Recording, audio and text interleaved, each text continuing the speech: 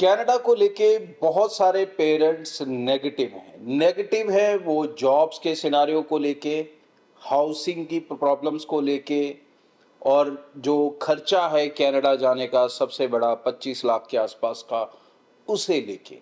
तो ये कनाडा 2024 कैसा है, क्या बच्चे इसमें बेनिफिट हो सकता है या नहीं हो सकता है, क्या इस समय बच्चों को कनाडा जाना चाहिए या नहीं जाना चाहिए या डिले कर लेना चाहिए, इन सब सिनारियोस के ऊपर बात करेंगे। तो सबसे पहले हम बात करते हैं जो कोर प्रॉब्लम से जर्नली आप सुनते हो। तो सबसे पहली चीज कि जॉब्स को लेके। अब जॉब्स को लेके मैं आपको एक चीज क्लियर बता दूं कि कुछ एरियाज, फॉर एग्जांपल पर्टिकुलरली अगर मैं बात करूं, टोरंटो में भी बात करूं तो ब्रैम्पटन को लेके सिर्फ करूंगा बिकॉज मैं पर्सनली स्टूडेंट से इन टच रहता हूं, और दूसरी साइड बात करूं तो कुछ वैंकूवर में कर सकता हूं। ये दो एरियाज तो ऐसे हैं जहां पर बच्चों को जॉब्स को लेके प्रॉब्लम्स देखने को मिल सकती हैं, बट सारी जगह ये सेम सिनेरियो नहीं है। पहले तो ये आपको समझना होगा क्यों नहीं है और इन जगहों पर ही क्यों है। इसका कारण है कि मोस्ट ऑफ द स्टूडेंट्स जिसका माइंडसेट 2023 से पहले कनाडा जाने का होता था, उसका माइंडसेट सिर्फ यही होता था कि टोरंटो जाना है, वैंकूवर जाना है। दो ही जगह पर 50% से ज़्यादा इंटरनेशनल स्टूडेंट जाता था। तो कहीं ना कहीं एक शहर की, एक रीजन की एक लिमिट होती है, वो कितने लोगों को कंज्यूम कर सकता है। That is a one strong reason कि वहाँ पर इतना ज़्यादा स्टूडेंट है इस समय कि वहाँ पर जॉब्स ढूंढ की प्रॉब्लम नहीं है, बट स्टूडेंट्स ही इतना ज़्यादा है कि वो एक दूसरे का ही कॉम्पिटिटर बन चुका है। लेकिन वहीं अगर आप ब्रैम्पटन को छोड़ के हैमिल्टन जाएंगे तो सिचुएशन आपको डिफरेंट मिलती हैं, जो कि उससे कुछ ही दूरी पे है। तो इसी तरह से जो सिचुएशन है वो पूरे कनाडा में जॉबलेस वाली सिचुएशन नहीं है, वो कुछ रीजन्स में है, कुछ एरियाज में है। वो हम शुरू से कहते आ रहे हैं बच्चों को कि भाई जहाँ पर बहुत ज़्यादा स्टूडेंट जा रहा है, जहाँ पर सारी भीड़ें जा रही हैं, वहाँ पर मत जाओ।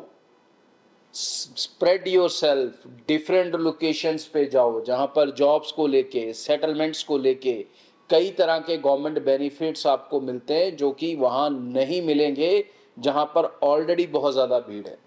हाउसिंग की प्रॉब्लम भी इन्हीं जोन्स में ज़्यादा है, सब जगह ये प्रॉब्लम नहीं है।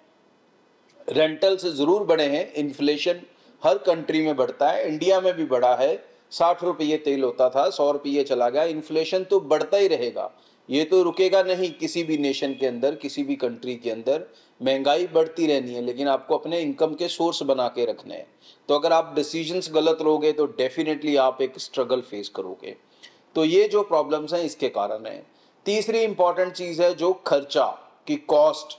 अब कॉस्ट को लेके एक रिलैक्सेशन मैंने कल वाले शो में भी बताया था डिटेल के अंदर कि कनाडा की अब कुछ कंपनीज आ रही हैं सामने जो उन इंटरनेशनल स्टूडेंट्स के ऊपर फंड करेंगी या इन्वेस्ट करेंगी जो स्किल्ड एजुकेशन प्रोग्राम्स में आ रहे हैं। मतलब अगर आप एक अच्छे स्किल्ड एजुकेशन प्रोग्राम में जा रहे हैं तो आपकी पूरी फीस वहाँ से फाइनेंस हो सकती है, और उस फीस को आप वहाँ जाके इंस्टॉलमेंट्स में 7 साल में वापस कर सकते हो। आपको यहाँ से कोई अपनी प्रॉपर्टी प्लेज नहीं करनी है, कोई आपको चेक सिक्योरिटी के लिए नहीं देने हैं, कोई बैंक स्टेटमेंट्स नहीं देनी है, कुछ नहीं चाहिए। ये लोन आपका वहाँ पर जाते ही एक्टिवेट हो जाता है और आप इंस्टॉलमेंट्स में अपनी फीस वापस कर सकते हो। आपको यहाँ से सिर्फ जीआईसी देकर जाना है। जीआईसी इसलिए देके जाना है कि आपका केस एसडीएस रहे। करने को तो लिविंग कॉस्ट भी आप उनसे फाइनेंस करवा सकते हो, बट उस केसेस के अंदर फिर आपका केस एसडीएस नहीं रहेगा। तो जीआईसी होनी ज़रूरी है, तो इसलिए जीआईसी आपको ज़रूर लगानी पड़ेगी। फीस आप साल की, 2 साल की, 3 साल की भी उनसे फाइनेंस करवा सकते हो, और ये पैसा आप 7 साल की इंस्टॉलमेंट्स में दे सकते हो। तो कनाडा के अंदर अब जो सिचुएशन है 2024 को लेके, कनाडा गवर्नमेंट का जो टारगेट है 2024 को लेके, चाहे वो स्टडी वीज़ा को लेके हो, चाहे वर्क परमिट को लेके हो, चाहे पीआर को लेके हो, उनका प्रो फोकस्ड अब स्किल कैटेगरी है। और स्किल कैटेगरी को मैं बता दूं कि इससे डरने की ज़रूरत नहीं है, ये दो तरह की है। एक है हाईली एजुकेटेड वाले जिनको हम प्रोफेशनल्स कह देते हैं, नेटवर्क इंजीनियर्स हो गए, डॉक्टर्स हो गए, नर्सिस हो गए, जिनका एजुकेशन बड़ा होता है। और दूसरे होते हैं ट्रेड स्किल्स, जिसके ऊपर एजुकेशन बड़ी नहीं होती लेकिन स्किल होती है आपके पास। ये लाइक हेयर ड्रेसर हो गया, ब्यूटिशियन हो गया, शेफ हो गया, कुक हो गया, ठीक है नहीं, इस तरह के कोर्सेज, कारपेंटर हो गया, कंस्ट्रक्शन वाले हो गए, ये सारी फील्ड जिनमें किताबों की पढ़ाई बहुत ज़्यादा नहीं होती, प्रैक्टिकल एजुकेशन ज़्यादा मायने करती है, ऐसे कोर्सेज के अंदर भी अब वीज़ा से देखने को मिल रहे हैं।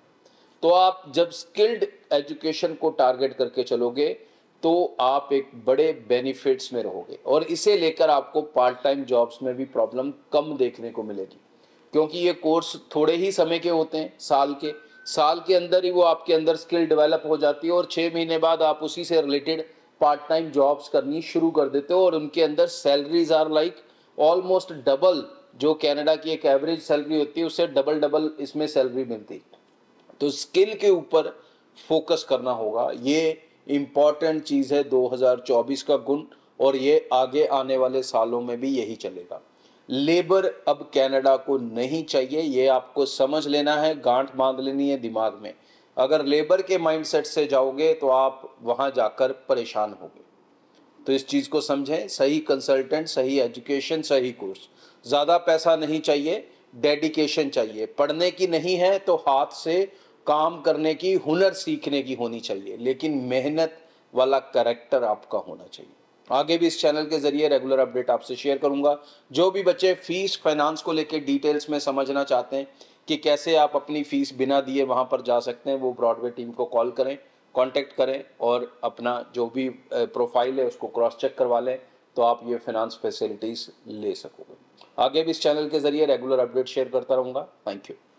ब्रॉडवे ਤੁਹਾਡੇ ਵਿਦੇਸ਼ ਜਾਣ ਦੇ ਸੁਪਨਿਆਂ ਨੂੰ ਦੇਵੇਗਾ ਹਕੀਕਤ ਦੀ ਉਡਾਨ।